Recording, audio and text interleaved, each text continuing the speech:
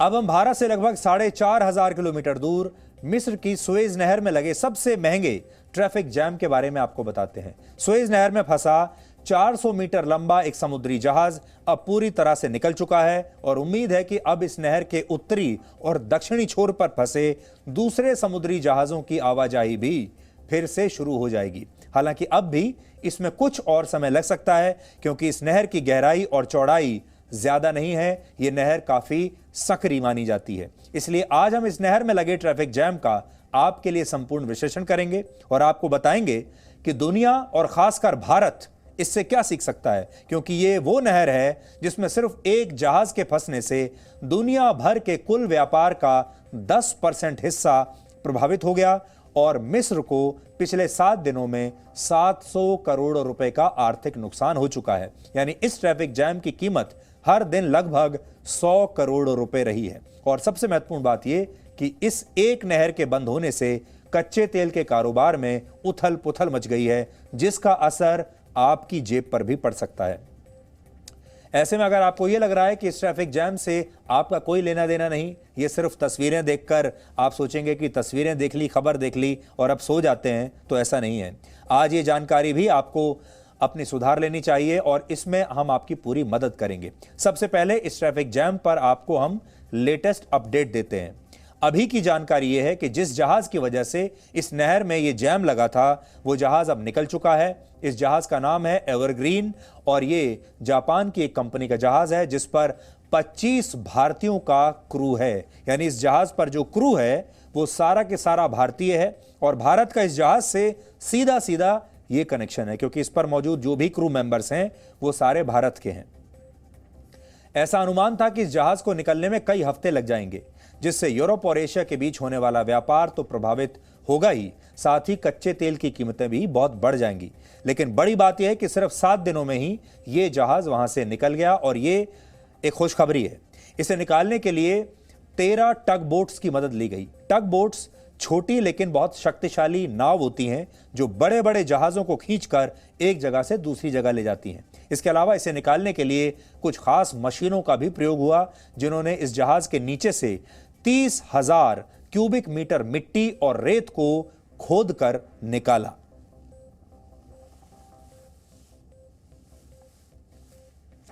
हालांकि नहर में फंसे इस जहाज को बाहर निकालने में ऊंची लहरें सबसे ज्यादा मददगार साबित हुई, और वो इसलिए क्योंकि समुद्र में उस समय हाई टाइड आया हुआ था और जब ऐसा होता है तो समुद्र के पानी का स्तर बढ़ जाता है और ऊंची ऊंची लहरें उठने लगती हैं, जिससे इस जहाज को हटाने में मदद मिली और इसी से ये जहाज जिस जगह पर धंसा हुआ था वहां से ये ऊपर उठकर तैरने लगा है और अब ये पूरी तरह से बाहर निकल चुका है। यह इसलिए भी महत्वपूर्ण है क्योंकि इस जहाज को सीधी दिशा में खड़ा करना आसान नहीं था और इसकी वजह है इसकी लंबाई जो 400 मीटर है। 400 मीटर का मतलब हुआ यानी लगभग आधा किलोमीटर, उससे जरा सा कम। 500 मीटर आधा किलोमीटर होता है और इसकी लंबाई है 400 मीटर। तो 500 मीटर से आप समझ लीजिए आधा किलोमीटर से थोड़ा सा छोटा। अगर इस जहाज को आसमान की तरफ सीधा करके हम खड़ा कर दें तो दुनिया की सबसे ऊंची प्रतिमा स्टैच्यू ऑफ यूनिटी से यह 2 गुना और स्टैच्यू ऑफ लिबर्टी से यह 4 गुना बड़ा है। यह आपकी स्क्रीन पर हमने एक तुलना की है इस जहाज की।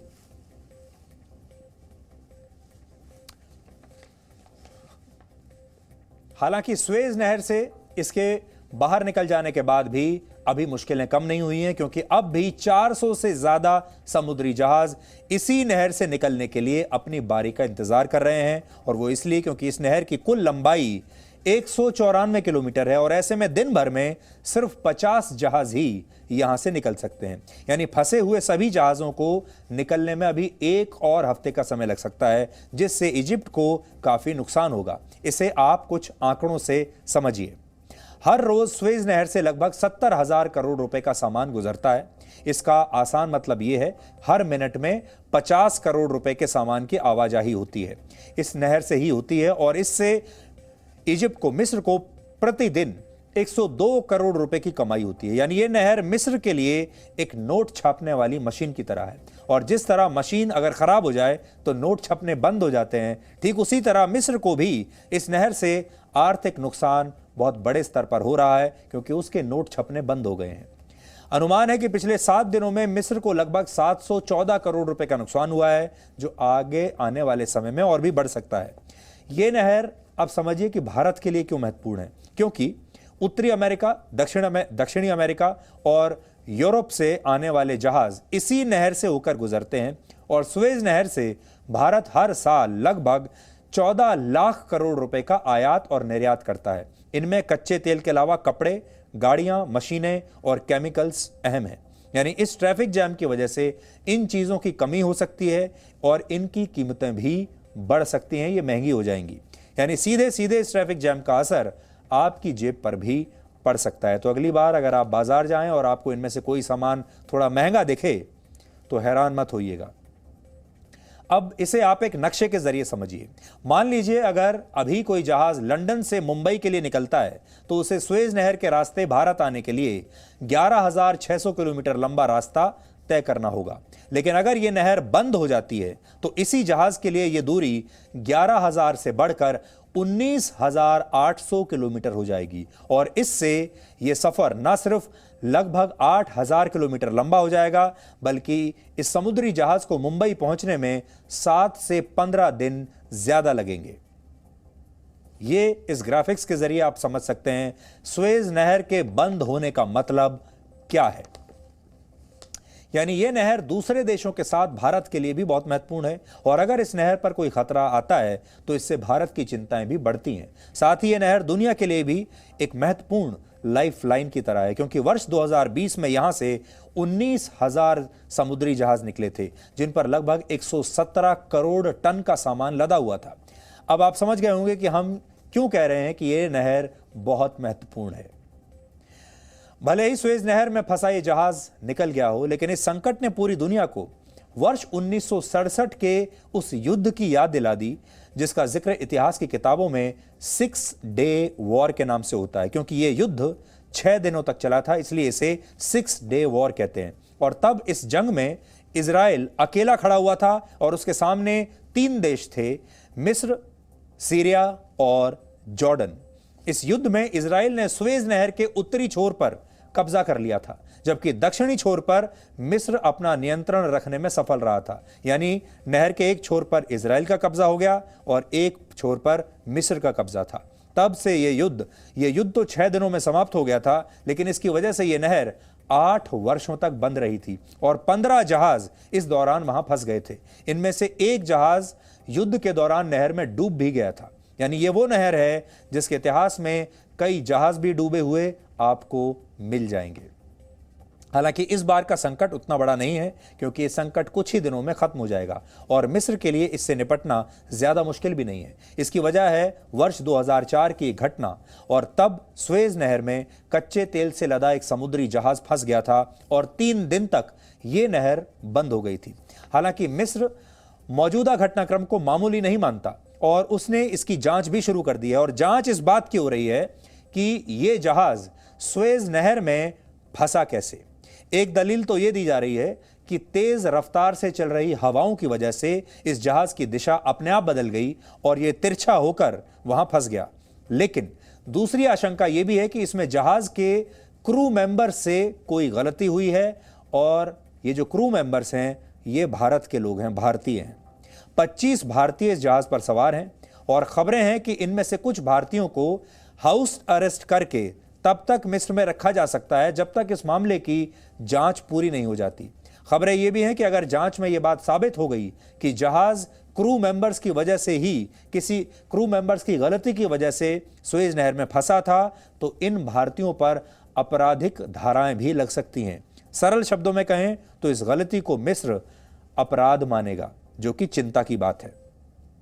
और जब सुएज नहर के बारे में बात हो ही रही है तो इससे जुड़ी कुछ रोचक बातें भी आज आपको बता देते हैं। मौजूदा सुएज नहर लगभग 150 साल पुरानी है, लेकिन आपको जानकर आश्चर्य होगा जिस रेगिस्तानी इलाके में यह नहर मौजूद है वहां नहरों का इतिहास हजारों वर्षों से भी ज्यादा पुराना है।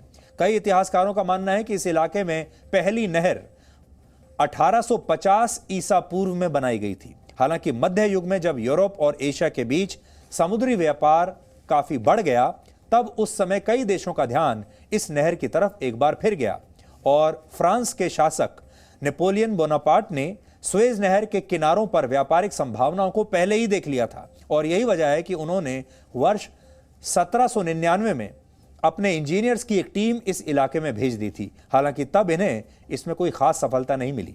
मौजूदा सुएज नहर को बनाने के लिए वर्ष 1858 में एक कंपनी बनाई गई थी जिसने 10 वर्षों में इसे बनाया और 15 लाख लोगों ने इस प्रोजेक्ट पर काम किया था। इसके बाद वर्ष 1956 में मिस्र के पूर्व राष्ट्रपति अब्देल नासिर ने सुएज नहर का राष्ट्रीयकरण किया। मतलब इस नहर पर मिस्र के अधिकार को आधिकारिक रूप दे दिया। हालांकि फ्रांस, ब्रिटेन और इजराइल ने इसका विरोध करते हुए मिस्र पर हमला कर दिया था और सुएज नहर पर तब कब्जा भी कर लिया था। फिर जनवरी 1957 में संयुक्त राष्ट्र ने हस्तक्षेप करते हुए अपनी पीस कीपिंग फोर्सेस को इस इलाके में भेजा और यह इतिहास में पहली बार हुआ जब संयुक्त राष्ट्र की पीस कीपिंग फोर्स किसी इलाके में इस तरह से तैनात की गई। यह पहली बार हुआ था जब संयुक्त राष्ट्र ने इस तरह का कदम उठाया। 10 वर्षों तक ये पीस कीपिंग फोर्स यहीं पर रही और वर्ष 1967 के बाद, युद्ध के बाद, जब जून 1975 में इजराइल और मिस्र के बीच समझौता हुआ, तब से यह नहर दुनिया के सबसे व्यस्त व्यापारिक मार्गों में एक बन गई।